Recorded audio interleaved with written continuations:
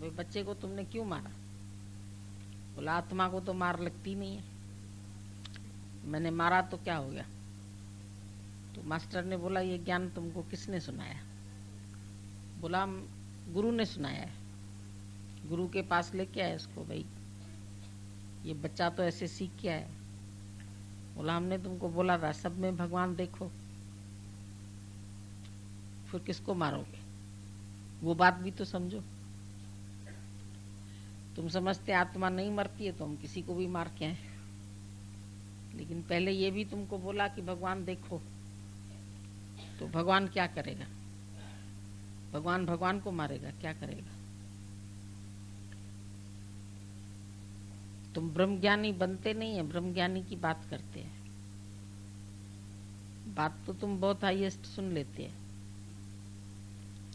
इसीलिए हमने उस दिन तुमको बोला था कि ज्ञानी सब बन सकते हैं, लेकिन गुरु सब नहीं बन सकते। जितने बैठे हो तुम सब ज्ञानी हो। ज्ञान आ गया तुमको,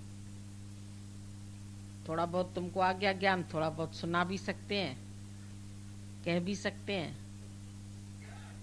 लेकिन अभी तुम गुरु नहीं बन सकते किसी के, क्योंकि गुरु कौन बन सकता है?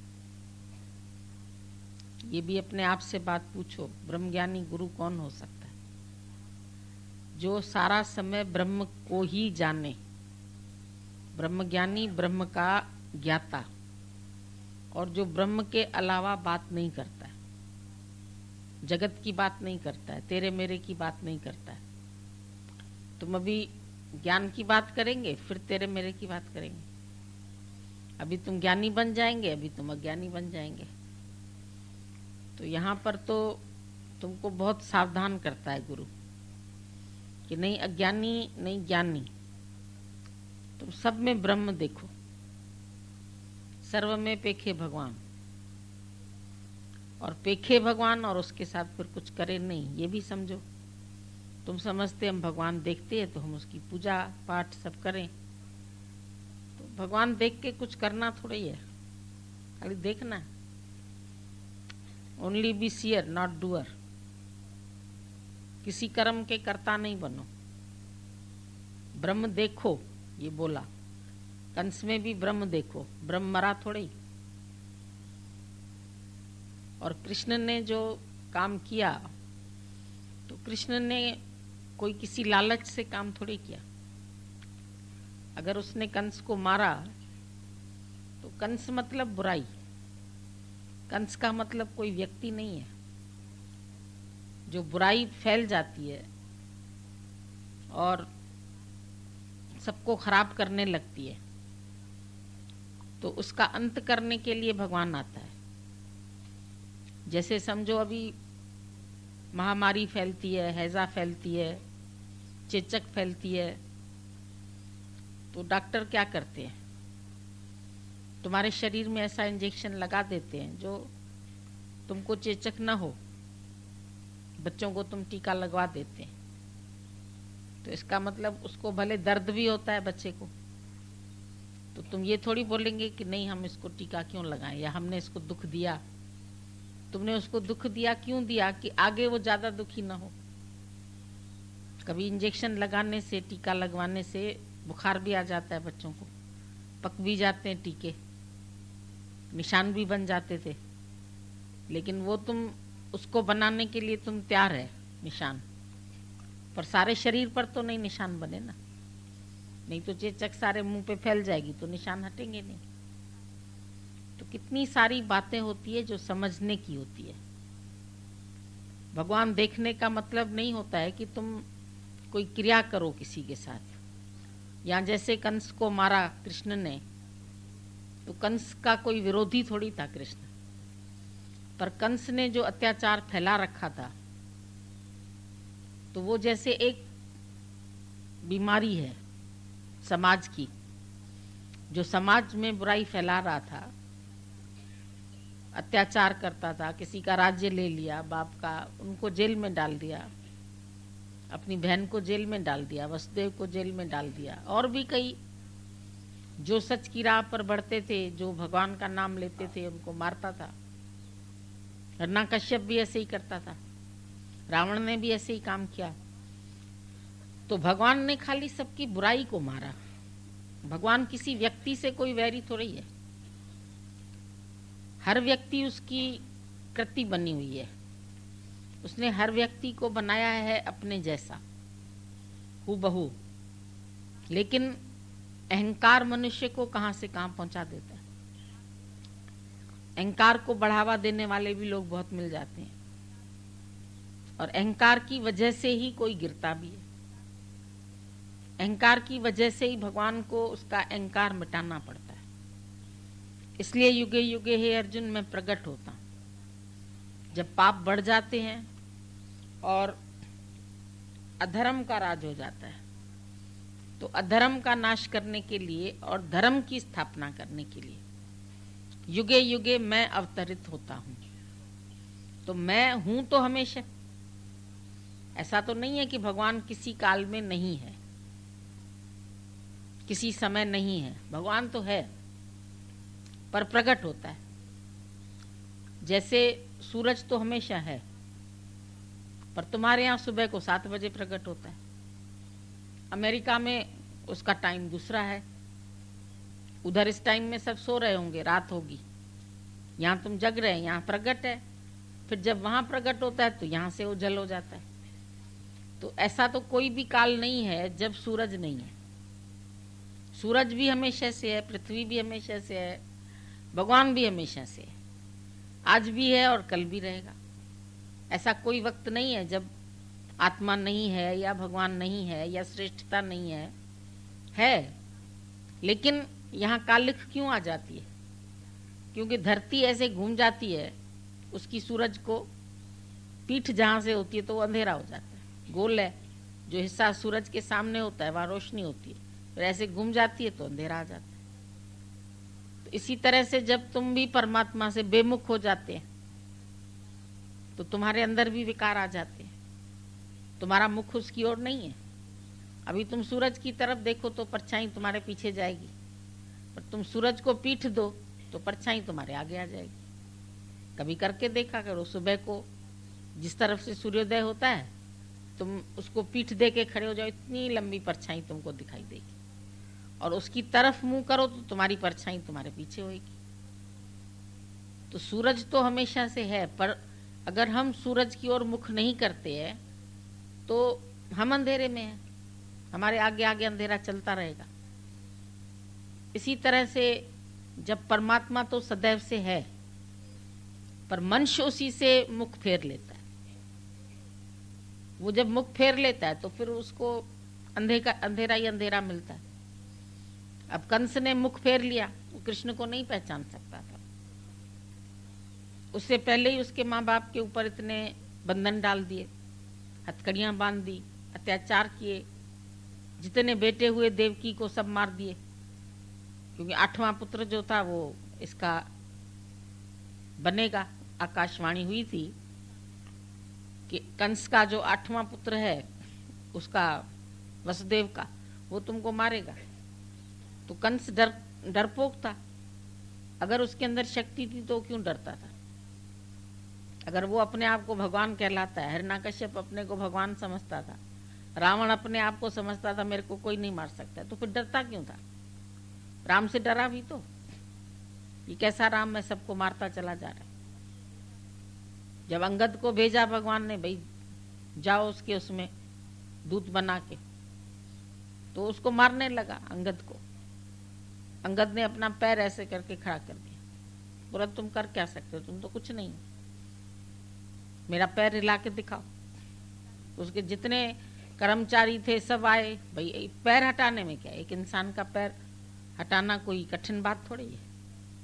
तो हिलाते रहे उसके पैर को, तो जैसे पहाड़ था वो, तो हिले भी नहीं, पक्का हो गया एकदम। तो जब सब परेशान हो गए, इतने बड़े बड़े पहलवान लोग, उसका पैर नहीं हटा पाए, तो रावण उतर के आ गया खुद अपनी गद्दी से, बोला ये सब नहीं उतार सकते हैं, पैर तुम्हारा हटा नहीं सकते, तो मैं उठाता हूं। तो उसको अंदर से लगा कि ये भगवान का पैर अगर छू ले तो कहाँ पहुंच जाए। तो उसने अपने आप ही पैर हटा दिया। बोला बेवकूफ कहीं के, तुम जब भगवान के दास का भी अहित नहीं कर सकते हो तो भगवान का तुम क्या करोगे?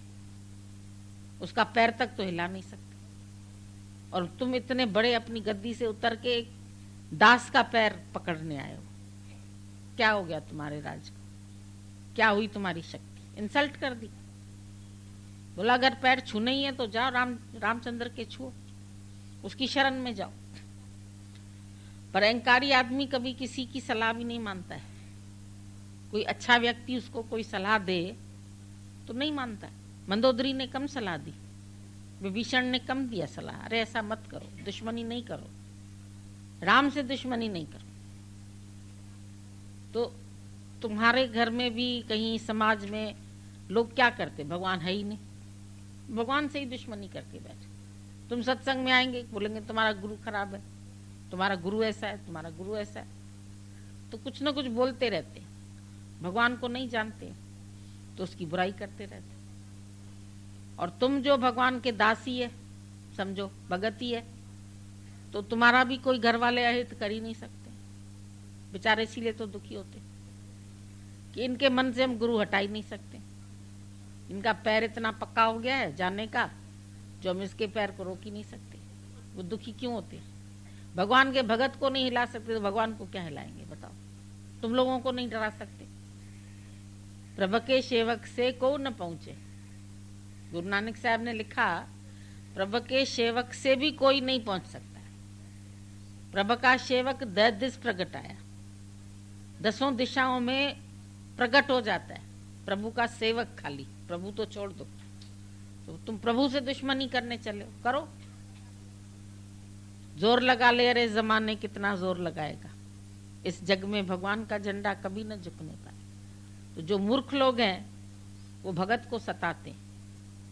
मीरा को जहर दिया, प्रहलाद को मारा, अनलक को सूली चढ़ाया, जीसस क्राइस्ट को क्रॉस पर चढ़ाया। इतना वो सर्वनाश करते हैं, अपने ही पाप बढ़ाते हैं। फिर उनको मिलता क्या है? कुछ नहीं मिलता है। आज नाम अनलक का है, नाम मंसूर का है, नाम कृष्ण का है, नानक का है, उनका नाम कहाँ रहा? जिन लोगों ने मारना चाहा, गुरु अर्जुन देव को तत्ते तय पर बिठाया, ऊपर से गरम रेत डाली, तो आज कौन औरंगजेब को पूछता है? कौन ऐसे लोगों को पूछता है? नाम तो फिर भी सच का हुआ ना। उन्होंने अपना धर्म नहीं छोड़ा। धड़ दीजिए धर्म न छोड़िए। वो अपने धर्म में पक्के रहे। उनको बोला तुम मुसलमान बनो, बोला क्यों बने? हम जो हैं बने बनाए, तुम मुसलमान बनाते हैं, और हम तो इंसान हैं, जो बना भगवान ने बनाया है वो बनाते। कोई रस्म करते हैं, उसके बाद कोई मुसलमान बनाते, मालूम है सबको। तो हमारे हिंदू में तो कोई रस्म नहीं, हिंदू है तो है, क्या करते? कुछ नहीं करते। वो जबरदस्ती सबको मुसलमान बना रहे थे। तो बोला बनाओ हमको मुसलमान, लेकिन हम नहीं बनेंगे।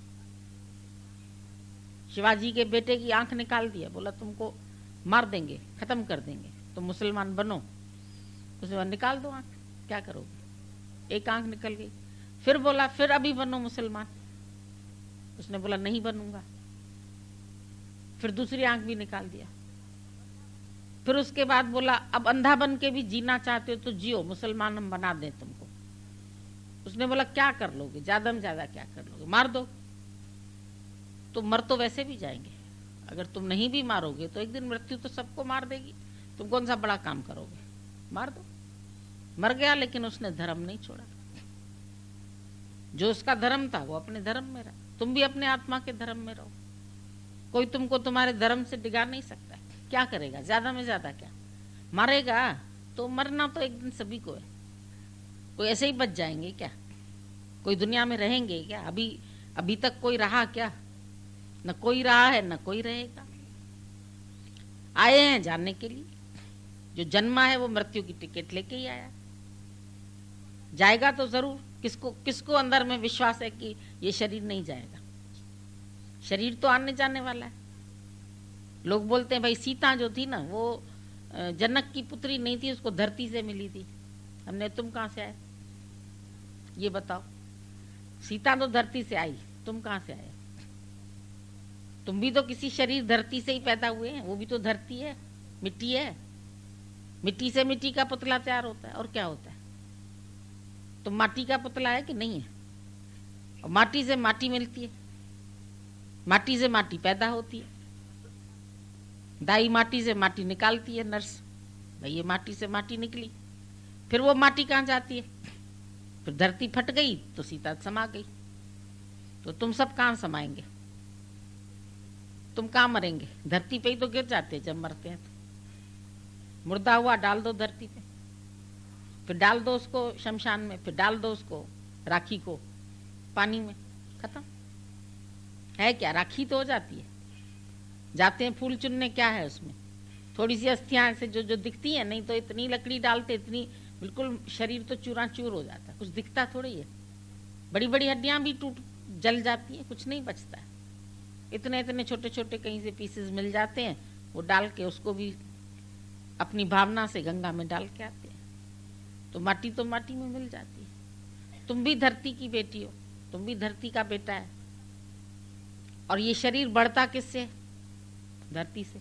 धरती से अनाज आता है, धरती से खाना पीना आता है, धरती से सब्जियां आती हैं, धरती से फल आते हैं, सब तो धरती से आता है। कैसे तुम बड़े कैसे होते हैं? माँ क्या खाती है जो बेटे को दूध मिलता है? धरती का अन्न ही तो खाती है।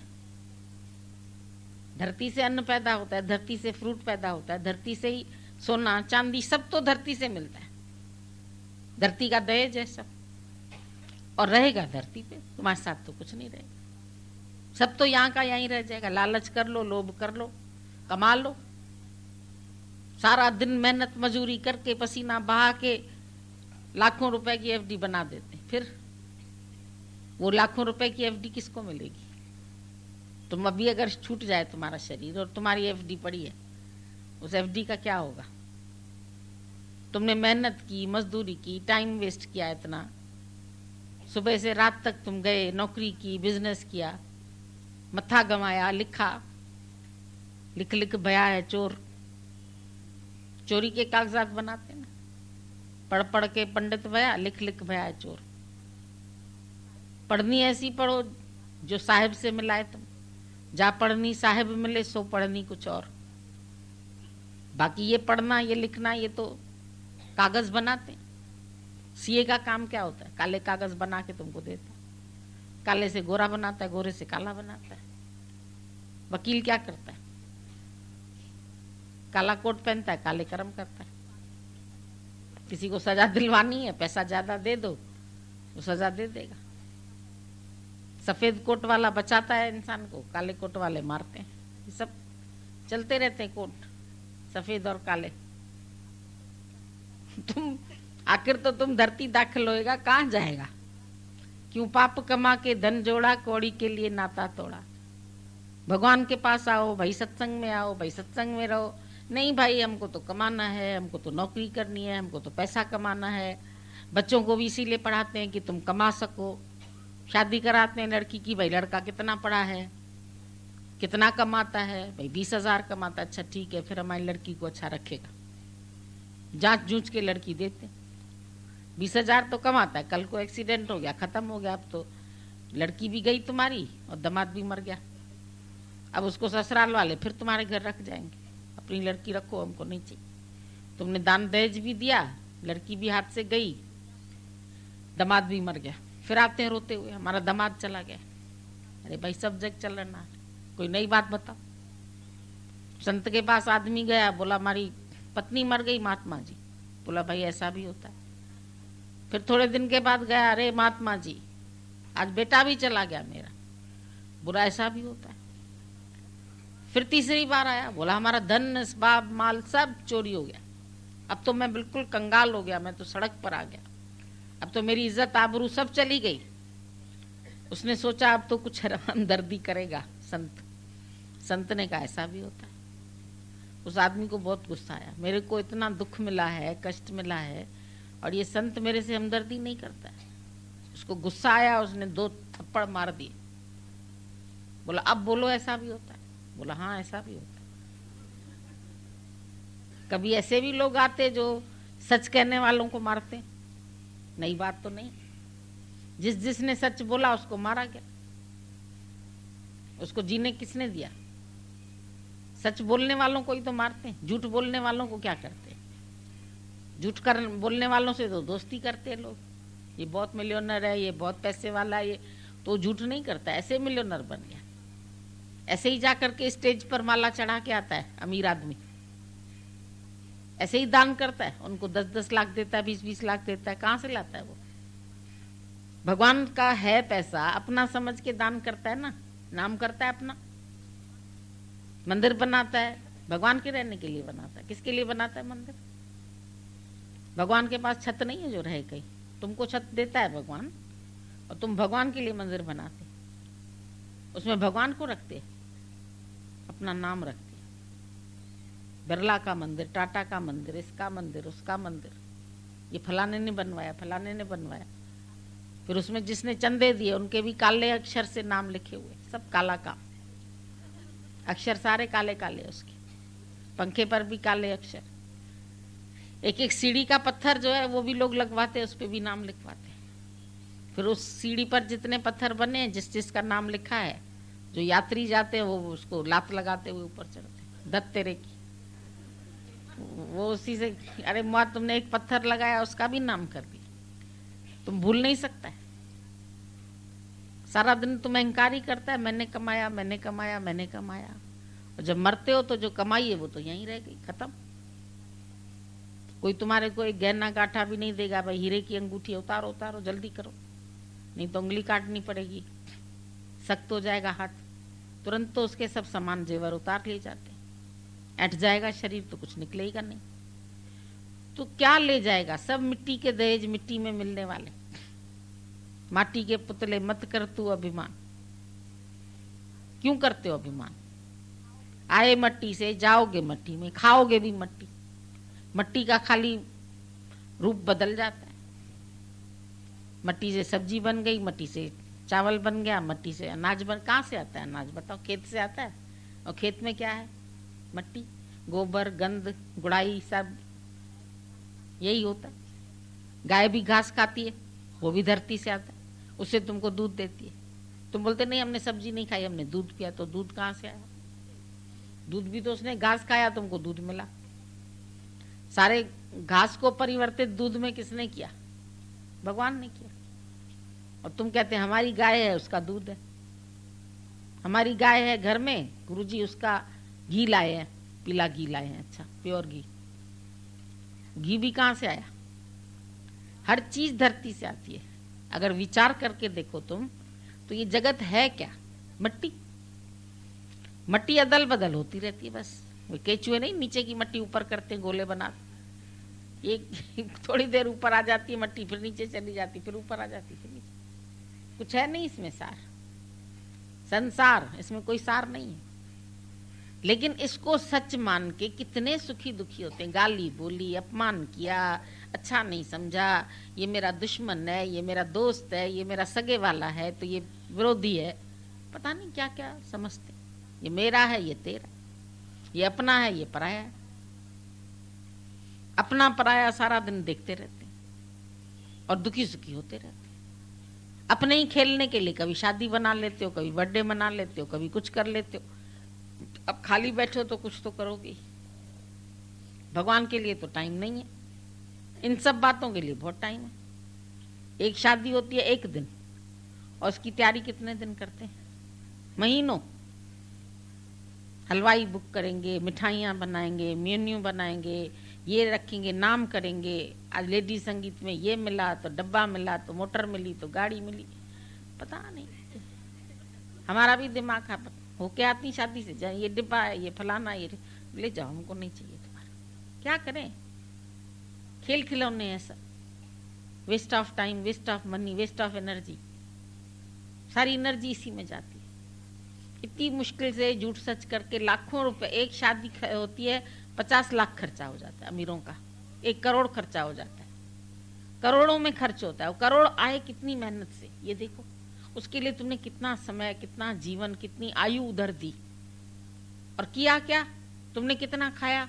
खाई तो तुमने भी खाली 2 रोटी, खाई तो सबने वही 2 रोटी, बाकी तुमको क्या मिला उसमें से?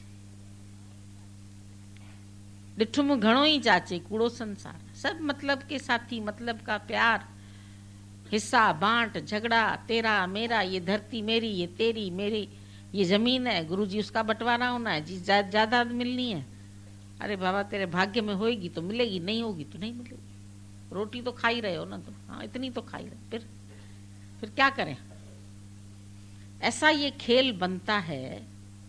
लेकिन इस खेल को सबने कितना सच मान रखा है। कूड़ राजा, कूड़ प्रजा, कूड़ सब संसार, कूड़ मियाँ कूड़ बीबी, खप्पो एक ख्वार। एक्टिंग के लिए कोई मियाँ बन गया, कोई बीवी बन गया। वो एक्टर चला जाता है, मेरा मर्द चला गया, मेरी बीवी चली गई, वो एक्टर चला गया एक, और कौन चला गया? थोड़े दिन के साथ तुम्हारे साथ एक्टिंग करी उसने, फिर चला गया। एक्टर दूसरी पिक्चर में दूसरे के साथ, तीसरी पिक्चर में तीसरे के साथ होता है। लड़की भी कभी किसको वरमाला डालती, कभी किसको कभी किसको, जाने कितने वर पिक्चर में होते हैं उसके, कितने फेरे लगाती। इधर तो 7 फेरे के बंधन से छूट नहीं सकते, तलाक है तो ये है तो कचहरी है, कोर्ट है, वकील है। पिक्चर में तो फिर दूसरे के साथ है, तीसरे, उसके 7 फेरे नहीं गिने जाते, वो एक्टिंग होती है खाली। और तुम इन 7 फेरों को, मेरे तो जन्म जन्म का रिश्ता है पति से, रोते रोते आते हैं, हाय जी गुरु जी मेरा चला गया। सिंधी में कहती है मेरा मुंहिंजो मालिक हलियो वियो। मालिक, अरे मालिक तो एक है भगवान, तुम्हारा मालिक कहाँ से आ गया? मालिक चला गया। इस मकान का मालिक था क्या? किराया वराया देता था? नहीं देता। किराए में बेटे बेटियां दे देता है, पाल इनको। क्या देता है आदमी तुमको? चिंताएं देता है, बेटे देता है, बेटी देता है, घर देता है, सफाई करना इस घर की अच्छी तरह से, काम करना अच्छी तरह से, एक आया बना के रखता है तुमको, कपड़ा धुलाई करके रखना। एक माई बोली हम आज सत्संग नहीं आ पाएंगे। हमने क्यों? बोली एक दिन बेटा आता है, बाहर रहता है, हफ्ते भर के मैले कपड़े ले आता है, तो मैं उसके कपड़े धोती हूँ, इसीलिए सत्संग में नहीं आती। मैंने अच्छी धोबन मिली हुई है उसको, फ्री में उसके कपड़े धो देती है, इस्त्री करके सारे देती है, फिर दूसरे दिन वो फिर जाता है हॉस्टल रहने के लिए। और उसमें सुख खुद समझती है, बेटे का किया, अभी किसी और का कहूँ करने को तो नहीं करेगी। तब बोले हमारी तो कमर दुख गई, झुक झुक के कपड़े धोए ना, ठंड लग गई। और उसके तो इतने प्यार से करेगी कि बेचारा हफ्ते भर बाद आया है, हलवा भी खिलाऊं, पूड़ी भी खिलाऊं, वहाँ क्या खाता होगा, काजू पिस्ता भी खिलाऊं।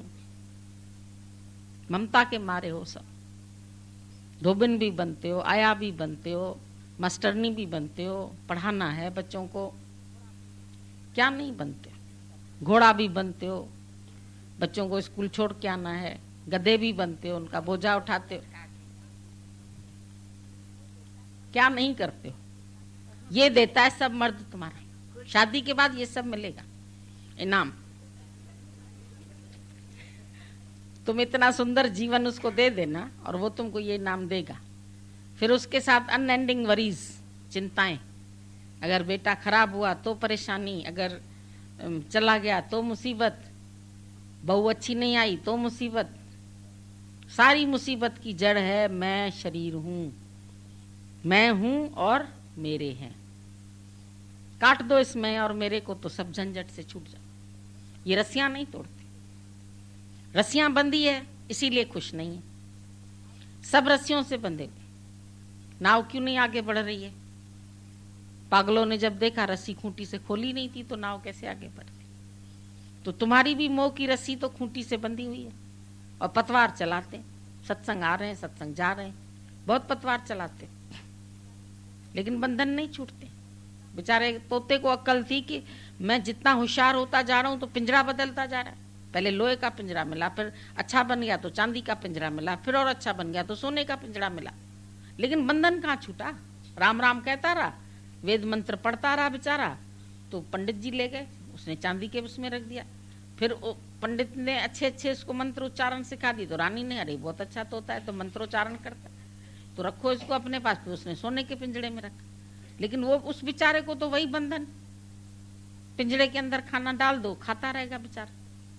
तो तुम लोगों को भी पिंजरा मिला हुआ, एक एक शरीर, पिंजड़े के पंछी रे तेरा दर्द न जाने को, बाहर से तू खामोश रहे और चुपके चुपके रोए, है ना पुराना गाना। तेरा दर्द न जाने को, कोई जानता है तेरा दर्द? न मियाँ जानता है न बीवी जानती है, एक गुरु जानता है तुम्हारा दर्द, कि कितने कराह रहे हो, कितने पीड़ित हो, कितने दुखी हो इस मैं मेरे के रोग में हो, मैं के रोग में। ये सिर्फ गुरु तुमको बताता है कि तुम बीमार हो, तुम रोगी हो, तुम दरिद्री हो, तुम्हारे अंदर शांति नहीं है, तुम्हारे अंदर आनंद नहीं है, तुम्हारे अंदर वैभव नहीं है, तुम्हारे अंदर खुशी नहीं। और क्यों नहीं है? क्योंकि तुम ये सब मेरे बना के बैठे, ये पिंजड़े के पंछी बन गए हो। इस पिंजड़े से छूटो ना, ये जो पिंजड़ा बना के बैठो। सोने का पिंजड़ा तो है, लेकिन है तो बंधन। जानवरों को भी पिंजड़ा है, तुम्हारा अच्छा पिंजड़ा है, उनका छोटा पिंजड़ा है। वो बेचारे पिंजड़ा नहीं समझते, तुम समझ रहे हो पिंजड़े में फंसे। तोते को तो अक्ल आई फिर भी कि चलो कोई ब्रह्मज्ञानी गुरु मिले तो मैं कम से कम ये तो पूछूं कि मैं तो राम राम इतना कह रहा हूं तो मेरा बंधन क्यों नहीं छूट रहा है। तुमको छूटने की भी तो चिंता नहीं है, उसको तो चिंता लगी छूटने की। वो तो गया संत के पास और उसको गाली देता था, मत कौड़े पंडित झूठे। तो पंडित को तो गुस्सा आएगा। हमारा सत्संग लोग जब दूसरे शहरों में पहुंचता है तो पंडित दुखी होते, क्योंकि उनके जो पैसा चढ़ावा चढ़ते हैं इतने, वो बंद हो जाते। हमने बोला किसी को एक पैसा भी नहीं देना ऐसे पंडित पुजारियों को, तो उनका तो खाना पीना बेचारों का चौपट हो जाता है, तो लड़ते हैं वो कहते हैं इतना चढ़ावा मिलता था, इतना पैसा मिलता था, और जब ये सत्संग इन लोगों को मिल गया है तो ये सत्संग तो इनको कहता नहीं व्रत करो, नहीं पूजा करो, नहीं पाठ करो, नहीं मंदिर करो, नहीं। ये तो अजीब सत्संग है। अब कहां से चढ़ावा मिले? इतना खुला सत्संग तो कोई बताता नहीं है। सब बताते हैं दान पुण्य करो, कर्म करो, धर्म करो, दान करो, ग्रहण का दान करो, इसका दान करो। हम कहते हैं दान दोगे तो जन्म मरण के चक्कर में आओगे। कर्मी आवे कपड़ा न धरी मोक्ष द्वार। कपड़े तो मिलेंगे, दूसरा शरीर मिलेगा, पर मोक्ष तो नहीं मिलेगा। और बंधन में आओगे, फिर और अच्छा पिंजड़ा मिलेगा, फिर दूसरा राजा के घर में जन्म होगा, फिर महाराजा के घर जन्म होगा। दान पुण्य करने से क्या होगा? स्वर्ग मिलेगा, अच्छे घर में जन्म मिलेगा। अब चाहे कुत्ता बन जाओ तो भी अच्छे घर में रह सकते, मोटर में रह सकते। अब ये तो पता नहीं है कि क्या मनुष्य भी बनोगे या नहीं बनोगे। दान पुण्य करके कुत्ते भी बन सकते हो, बढ़िया एसी रूम मिल जाएगा तुम्हें, बढ़िया एसी कार में घूम लोगे। क्या मिलेगा? ये सब कर्म धर्म पाखंड जो दिसे तिन जग जामा तिल, सब ये लूटने वाले हैं तुम्हारे। कर्म धर्म पाखंड, सब पाखंड बोला गुरु नानक साहब, ये सब पाखंड है। तो गुरु नानक के भी तो विरोध में हो गए। उन बेचारों को तो रहने को घर नहीं, पेड़ के नीचे सोता था। सच्चे संतों को नहीं मिलते मंदिर मठ, अच्छी अच्छी जगह नहीं मिलती।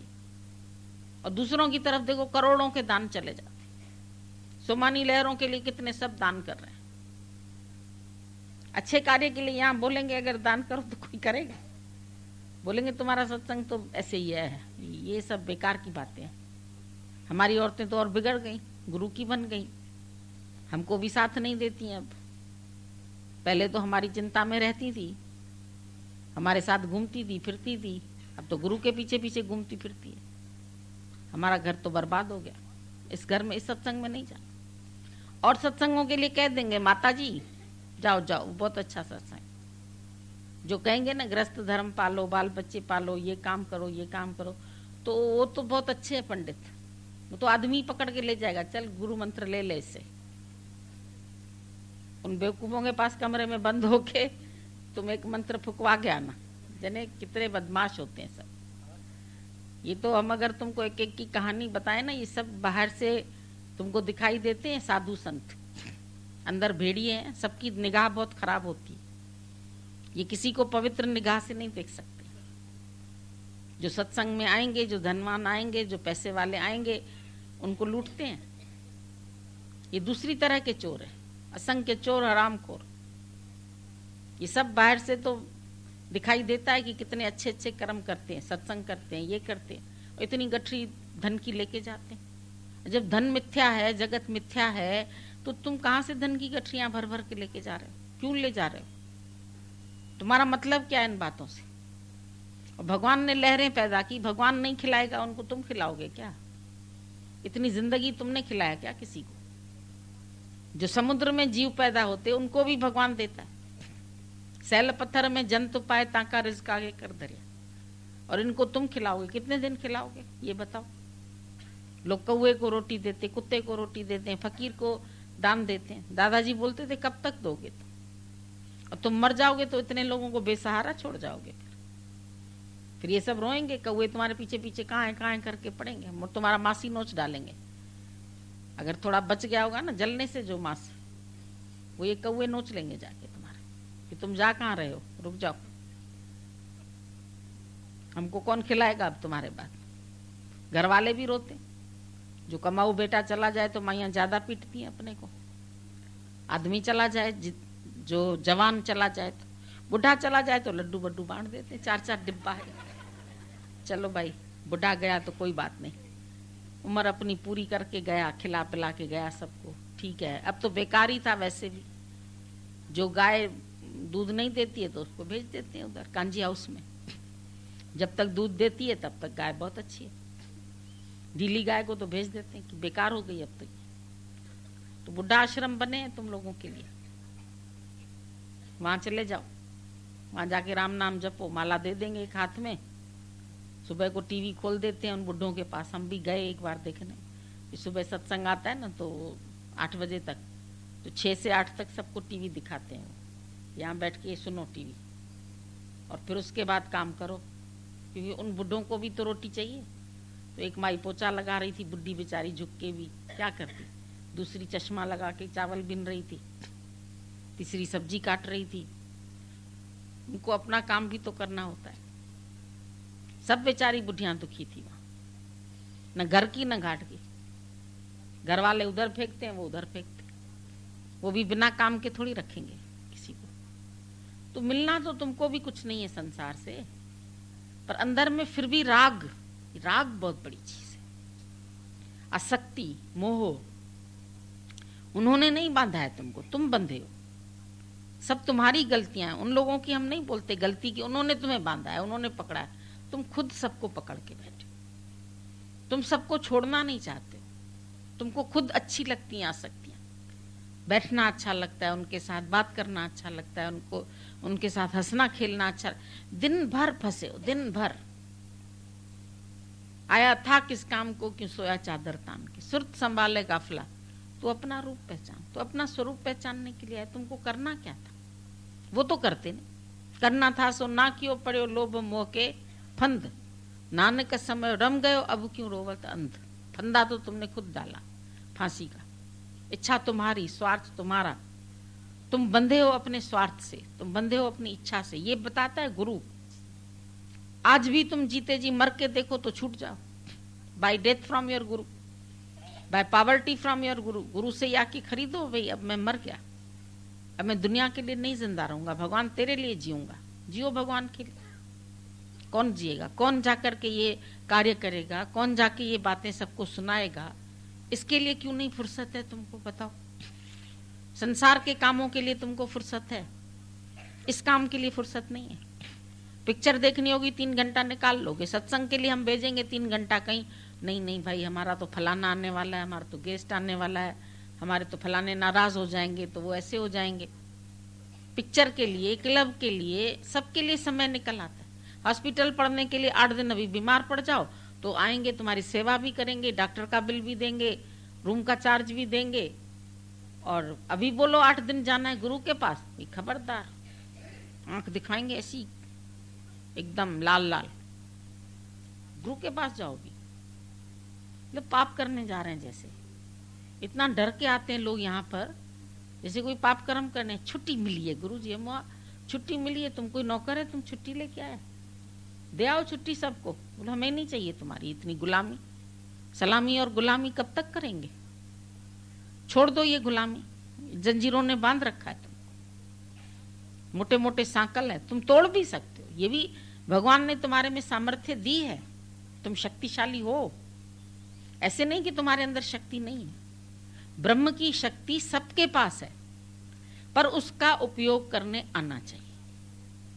अभी देखो सूरज की किरणें है ना, किरणें तो अभी सब तरफ फैल रही है, पर इस किरणों में हम एक आतिशी शीशा लगा दें और उससे रेस जो पास होंगी, तो उससे एक व्यक्ति ने जहाज का पाल जला दिया था, रेज ऐसी करके।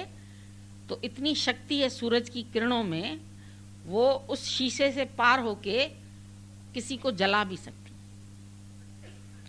जलने की शक्ति तो वैसे सूरज में है ही है, पर जब वो शीशे से पार होके निकलती तो पावरफुल हो जाती। आजकल देखो सोलर कुकर है, सोलर गीजर है, उनमें पानी उबलने लगता है। चने डाल के किसी ने दिखाया, उसके चने उबल गए, बन गए। वो सूरज से ऐसा अंदर शीशा लगा हुआ है, वो सारी एनर्जी खींच लेता है। मनुष्य ये अकल है उसको कि सूरज की शक्ति को एकत्रित करके उसी से खाना उबलवा लेता है, पानी गर्म करवा लेता है, काम ले लेता है। तो तुम अपनी शक्ति से काम नहीं ले सकते हो क्या? तुम नहीं अपने अज्ञान को जला सकते हो? तुम नहीं अपने विकारों को उबाल के खत्म कर सकते हो? है तुम्हारे अंदर वो शक्तियां। ऐसा कोई भी नहीं है जिसके अंदर परमात्मा की रेज ना हो। सब जगह है रेज, पर जहां वो शीशा फिट होगा वहां से शक्ति एकत्रित हो जाएगी। ऐसे किरणें सारी यूं फैली है ना, यूं एकत्रित हो जाती और यूं निकल के जला देती, आग लग जाती है। तो शीशा तुम्हारे पास नहीं है, है तुम लोग के पास। शक्ति है, ब्रह्म की शक्ति सबके पास है, पर उन शक्तियों का इस्तेमाल करना तुमको नहीं आता। तुम गंवा रहे हो वो सब शक्तियां उल्टे पुल्टे काम करने में, निंदा करने में, दूसरे की बातें करने में, तीसरे की बात करने में। उसमें तुम्हारी ताकत, क्रोध करने में, विषयों में गिरने में, विकारों में फंसने में, उसमें तुम्हारी ताकत है। एकत्रित करो ना अपनी शक्ति।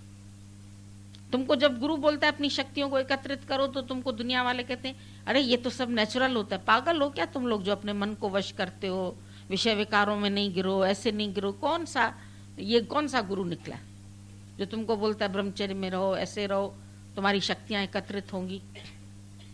सब बोलते हैं, गीता पढ़ लो, उसमें भी यही लिखा है, अपनी शक्तियों को एकत्रित करो। गंवा रहे हो ऐसे ही, उससे होगा क्या?